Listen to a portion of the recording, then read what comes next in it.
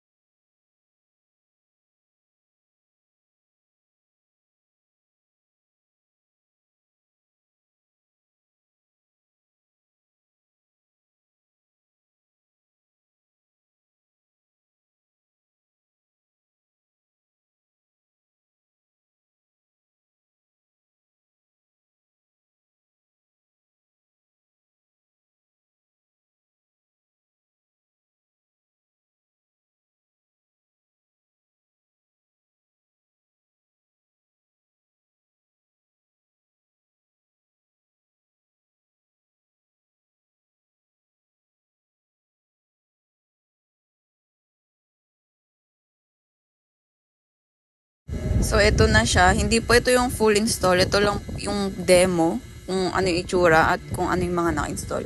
Again po, demo lang po siya. So, para ma-install, click lang yung installer. Ayan. And then, hintayin lang natin.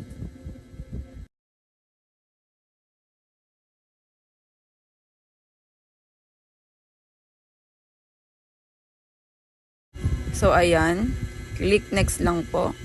Kung i-install mo siya ng buong drive, regular install lang. Pero kung magdu-dual boot ka, click customize. Meron sa YouTube. Ang papakita lang namin is regular install.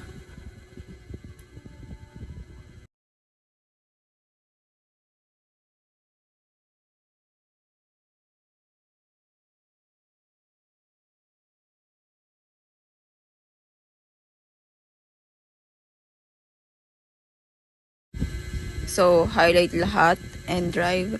Then, click next po. Habang nag-install siya, pwede ka mag-next. Ayan po. Next. Yes. Ayan po. Habang nag-install, next lang po ng next.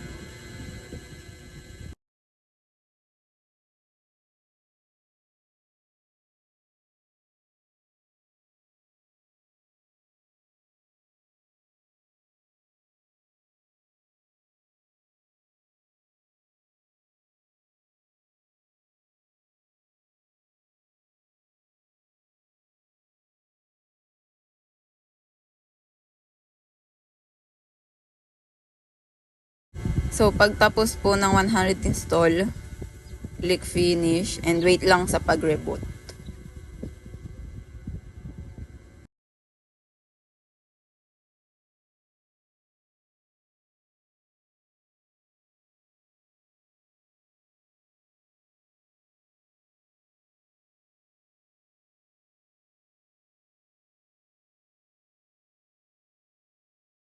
So, ganito po ang magiging itsura kung hindi siya dual boot. Pero, kung dual boot siya, iba ang lalabas.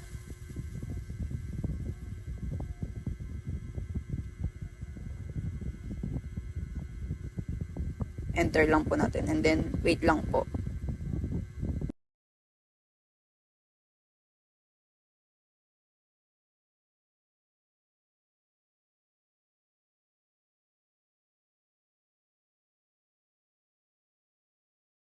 Ayan, Lunaries. Click enter lang para ma-login.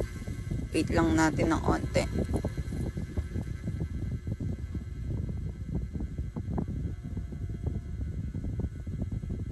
And yan na po. So, hindi agad makita yung wallpaper natin. So, gawin is right click and then desktop settings. Ayan po, sa background. Para po makita yung wallpaper. So, click lang po. And makita po yung mga wallpapers dito. And then, mamili na lang po tayo. And then, after nun, pag meron na po tayong wallpaper, finish na po siya. And ayan na po yung OS natin.